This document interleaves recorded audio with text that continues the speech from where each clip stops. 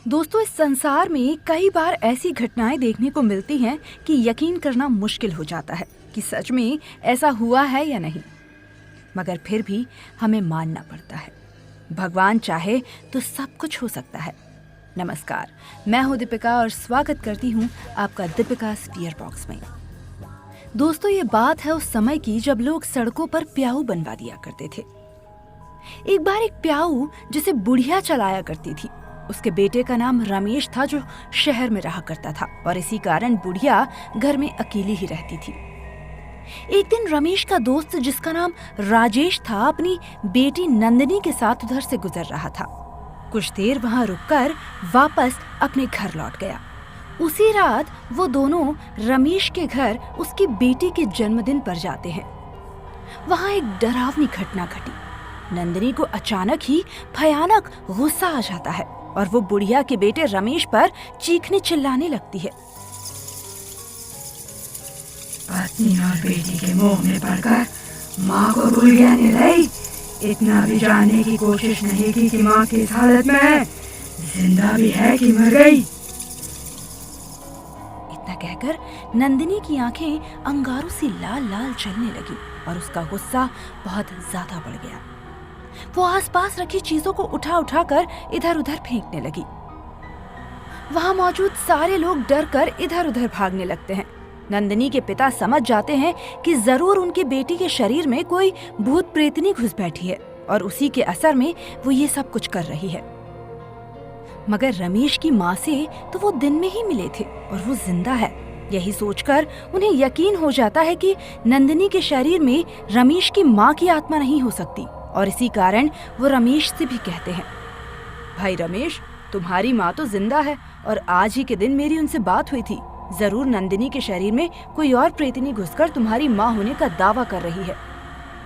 ये सुनकर रमेश को तो ये भरोसा हो जाता है कि उसकी माँ जिंदा है, मगर नंदिनी में समाई हुई रूह नंदिनी का शरीर छोड़कर रमेश की पत्नी में घुस जाती है और फिर देखते ही देखते वो भी तांडव मचाना शुरू कर देती है। पागल सी होकर सब पर टूट पड़ती है और सब वहां से भाग खड़े होते हैं। सबके चले जाने के बाद वो रमेश के पीछे पड़ जाती है और उसे इतना परेशान कर देती है कि वो घर से भागकर ही दम लेता है। कमाल की बात तो ये थी कि वो रमेश की बेटी राधिका को जरा भी परेशान नहीं करती। कुछ ही देर बाद जब रमेश घर वापस लौटता है, मगर उसके घर का सुख चैन खत्म हो चुका होता है। उसकी पत्नी का हाल पागलों जैसा होकर रह जाता है। वो प्रेत आत्मा उसके शरीर को नहीं छोड़ती और घर में बार बार तांडव मचाने लगती है। रमेश के लाख जतन करने पर भी जब कोई सुधार नहीं हो पाता तो वो अपनी पत्नी को एक तांत्रिक के पास ले जाता है, मगर रमेश की पत्नी में घुसी रूह, वो प्रेत आत्मा वहां भी उसे खूब परेशान करती है और पूरा तांडव मचाती है।